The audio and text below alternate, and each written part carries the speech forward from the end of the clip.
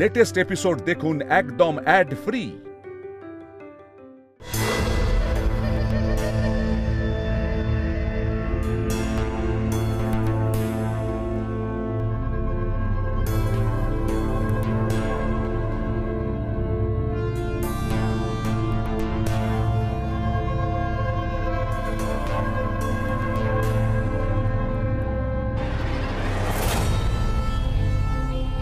কার কাছে যাবে গো?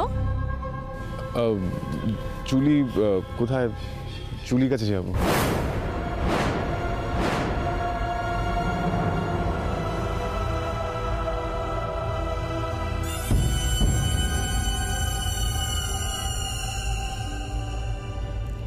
আসুন, আমি নিয়ে যাচ্ছি। যাক, তার মানে আমায় চিনতে পারিনি। এবার যত তাড়াতাড়ি সম্ভব আমাকে জুলির কাছে পৌঁছতে হবে।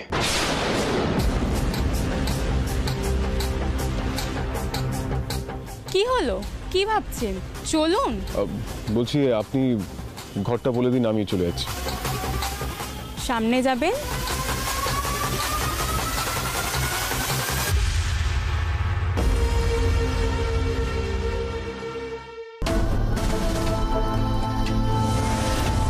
আপনি চিনে ফেললো নাকি? এবার কি হবে?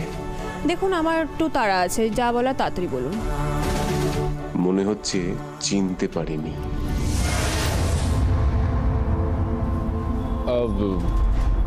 আমার বন্ধু বলল যে এখানে নাকি অল্প বয়সী মেয়ের সাথে বন্ধুত্ব করা যায়। অল্প বয়সী? টাকা কিন্তু বেশি লাগবে। দিয়ে দেবো। বেশ, সোজা চলে যান।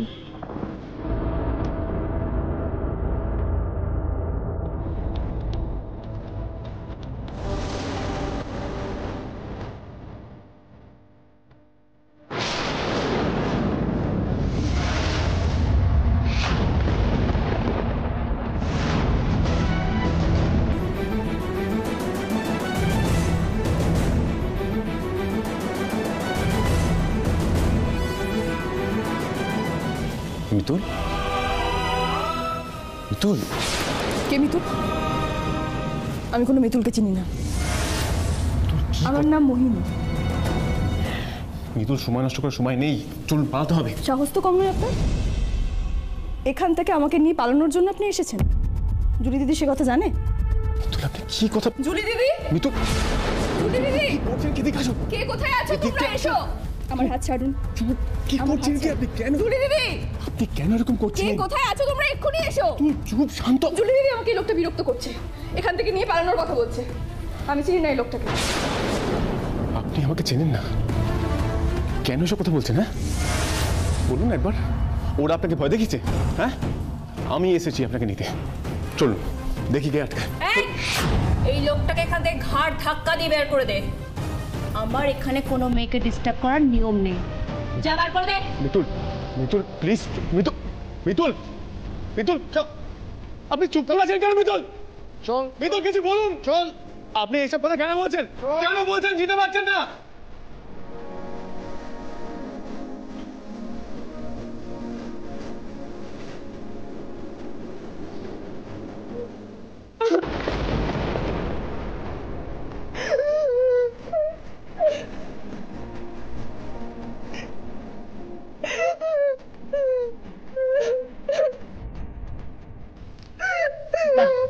বুদ্ধিমানের মতন কাজ করেছিস, আমার কথা মতন বরকে না চিনে।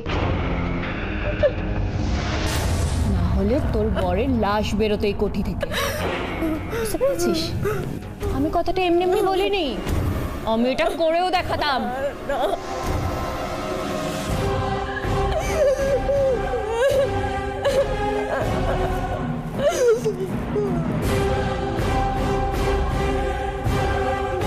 আমাদের কাছে খবর আছে তোর বর আসছে এখানে। সে আসতেই পারে, তবে বেরোতে পারবে না। ওর লাশ বেরোবে এখান থেকে। তোর পায়ে পড়ছি, তুমি আমার যা ক্ষতি করার করো, দয়া করে আমার স্বামীর কোনো ক্ষতি করো না। ওর গায়ে যদি কোনো আঁচ লাগে আমি কিন্তু তোমাকে। হুমকি দিচ্ছিস কাকে? তুই কিচ্ছু করতে পারবি না। হ্যাঁ, তুই যদি ওকে চিনতে অস্বীকার করিস তাহলে ও বেঁচে ফিরতে পারে, নইলে আজই তোদের বর্ডার পার করব, আর তারপরে কোনো জারি জুরি কিচ্ছু থাকবে না। তোরা নিজেরাই জানতে পারবি না কোন দেশ থেকে কোন দেশে চলে গেলি।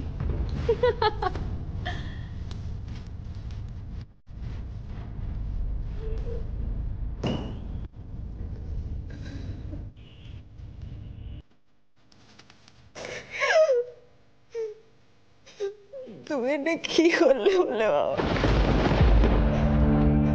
ইন্দ্র নিজে এলে না আমাকে নিয়ে যেতে, আমি অস্বীকার করে গেলাম। কি করলাম আমি? কি বা করতাম এছাড়া? তুমি এটা কেন করলে বলে বাবা? তুমি কি চাও না আমি এখান থেকে বাঁচি? এই বাড়িতে যত মেয়ে আটকে আছে তাদের প্রত্যেককে নিয়ে বাঁচি, বলো তুমি চাও না? আমি জানি তুমি চাও, তুমি চাও এখান থেকে আমি বেরোই, এই বাড়ির প্রত্যেকটা মেয়েকে নিয়ে বেরোই। তাই হবে। এরা আমাকে চেনে না, আমার নাম মিতুল পাল। যা দেখার সব দেখে নিয়েছি, এবার দেখাবো, তারপর শেখাবো। আমি বেরোবো, এই বাড়িতে আটকে থাকা প্রত্যেকটা মেয়েকে নিয়ে বেরোবো।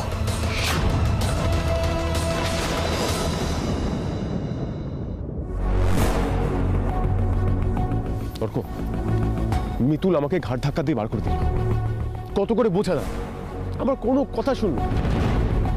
সত্যি বুঝতে পারছি না মিতুল এরকম কেন করলো। তুই বুঝতে পারছিস? বুঝতে পারছি। কি বুঝতে পারছিস? মিতুল তোকে বাঁচাবার জন্য এই কাজটা করেছে। মানে? ইন্দ্র, আমি শিওর ওকে কেউ ভয় দেখিয়েছে বলে এই কাজটা করেছে। নিশ্চয়ই ওকে ভয় দেখিয়ে ওরা বলেছে যে যদিও তোকে চিনতে পারে তাহলে ওরা তোর কোনো ক্ষতি করতে পারে, আর সেই ভয় থেকে মিতুল এই কাজটা করেছে। অর্ক, তুই ঠিক বলেছিস। আমি তো বুঝতেই পারিনি মিতুল তো আমাকে বাঁচানোর জন্য এই কাজটা করলো, নিজে নরকে থেকে গেল। ইন্দ্র, তোকে বাঁচাবার জন্য মিতুল আগে অনেক কিছু করেছে। তুই তো জানিস মিতুল এরকমই। ঠিক বলেছিস অর্ক, কিন্তু আমি সত্যি একটা কথা বুঝতে পারছি না।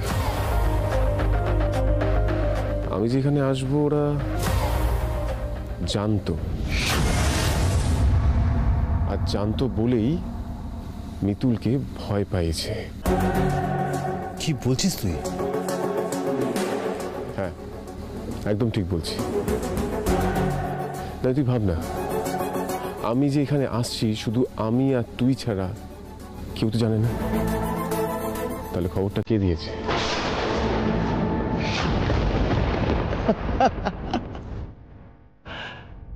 ইন্দ্রজিৎ লাহিড়ী কল্পনাও করতে পারবে না যে এই খবরটা আমি তোমার কাছে পৌঁছে দিয়েছি। কিন্তু এই খবরটা আপনি কি করে পেলেন?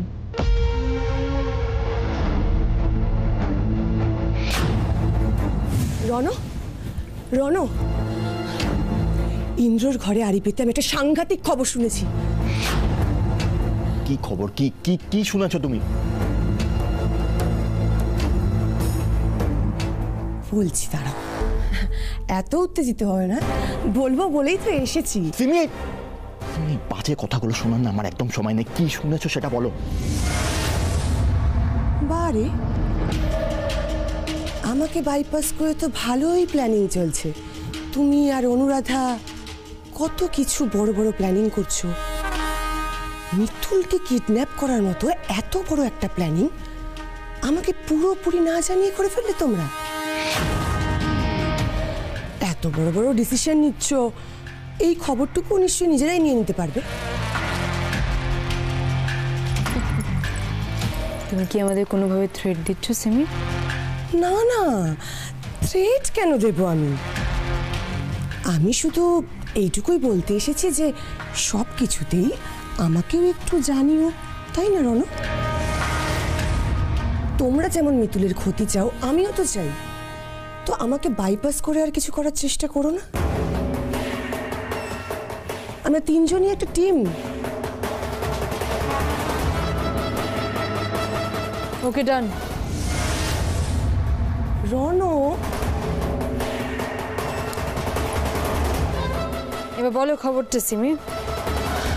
ইন্দ্র ছদ্মবেশ নিয়ে মিতুলকে উদ্ধার করতে যাচ্ছে। হ্যাঁ, ও জায়গাটা আগের থেকেই জানে। এবারে বুঝতেই পারছো কি হতে চলেছে।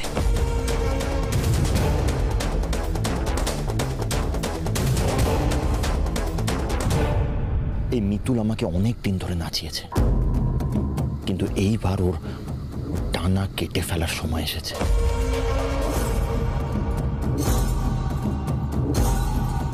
আর সেই কাজটা করবে তুমি। ওকে বর্ডারের ওই পারে বিক্রি করে দাও, বেচে দাও ওকে। বর্ডার পার করার জন্য সমস্ত অ্যারেঞ্জমেন্ট রেডি তো? সব রেডি। গুড গুড, থাকুক ও বর্ডারের ওই পারে। ওই মিতুল পাল কোনো দিন আর এই লাহিড়ি বাড়িতে ফেরার পথ খুঁজে পাবে না। ফিরবো না আমি কিছুতেই ফিরবো না। আমি এখানে অপেক্ষা করব। একবার যখন মিতুলের খোঁজ পেয়েছি, আমি মিতুলকে এখান থেকে নিয়েই তারপর আমি বাড়িতে যাবো। তুই বিশ্বাস কর, আমি গুগলিকে কথা দিয়েছি, মিতুল মাকে ওর কাছে আমি ফিরিয়ে দেবই। বুঝতে পারছিস না ইন্দ্র, এখন ওরা আরো বেশি চোখ কান খোলা রাখবে। তুই মিতুলের নাগাল পাবি কি করে? শোন, আমরা একটা কাজ করি, আমরা পুলিশের হেল্প নিই। না, আমি কারোর হেল্প নেব না। যা করব আমি করব, তুই শুধু আমার সঙ্গে থাকবি। ইন্দ্র, আমি সব সময় তোর সঙ্গে আছি, কিন্তু প্রশ্ন হলো তুই করবিটা কি?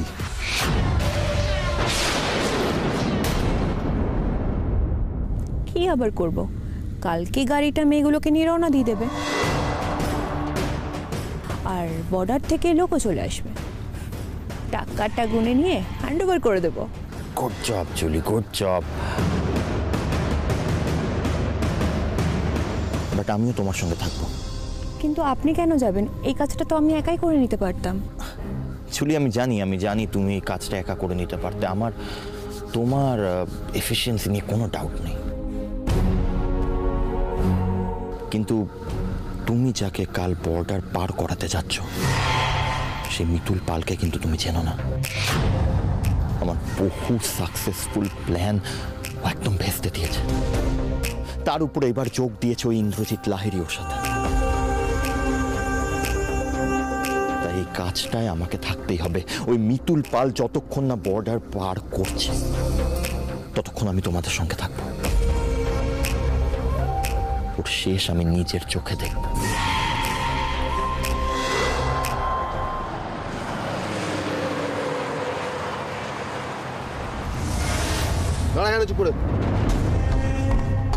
চল, যাবো না। চল বল, যাবো না। আমি কিছুতেই যাবো না। বেশি বাড়াবাড়ি করলে না এখানেই পুঁতে দেবো। চল, এই এদিকে শোন। দিদি, তুমি বলেছিলে না দিদি আমরা পালাতে পারবো? পারবো না গো দিদি, এদের হাত থেকে কেউ পালাতে পারে না। পারবো,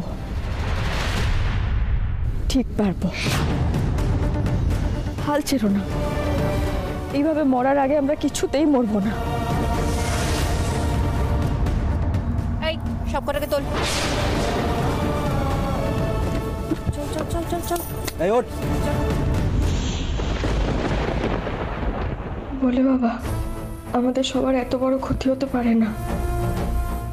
গুগলি, ইন্দ্রবাবু সবাইকে ছেড়ে এইভাবে বর্ডারের ওপরে আমি চলে যেতে পারবো না। বলে বাবা, আমি জানি ইন্দ্রবাবু আসবেন। আমার মন বলছে ইন্দ্রবাবু আসবেন। কি হলো? চলো এবার চলো, ওঠো। ওঠ ওঠ।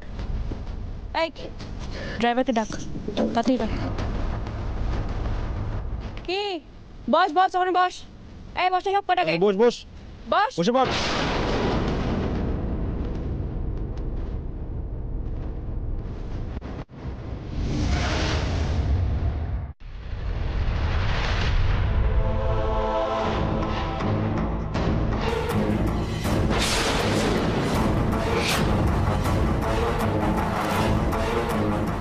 ড্রাইভার, খাওয়া হলো? আরে কোথায় যে যায় না, আরে গাড়ি ছাড়তে হবে তো।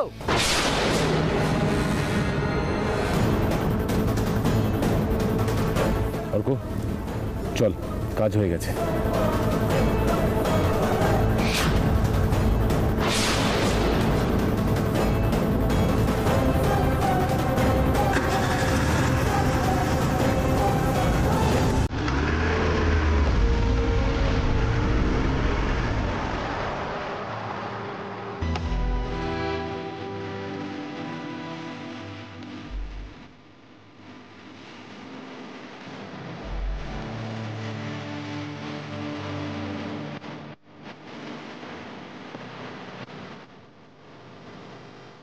ইন্দ্রবাবু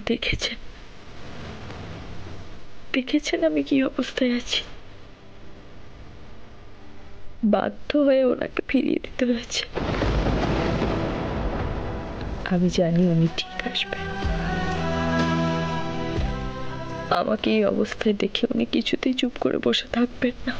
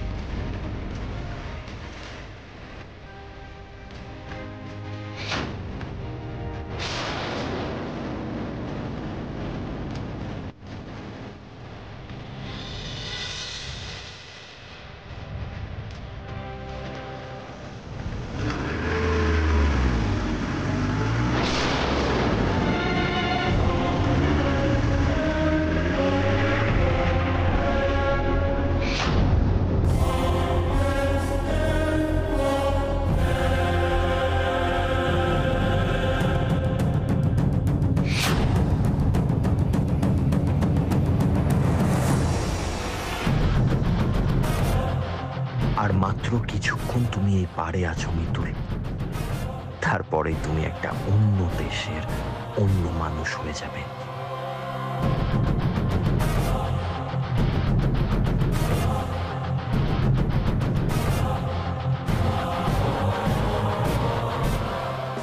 সব রেডি। ইন্দ্র, এখন কি করবো রে? অপেক্ষা। এই মেয়েগুলোকে নামা।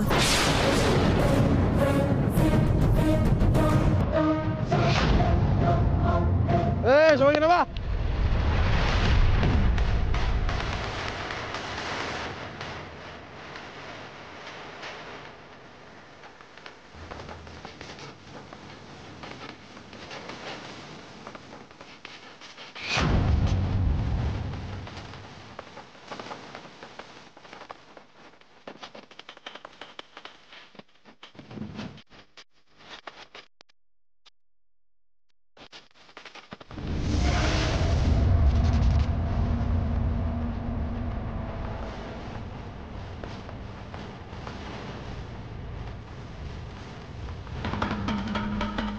বলে বাবা, একটা কোনো উপায় দাও বলে বাবা, একটা বেরোনো হতে দাও তুমি।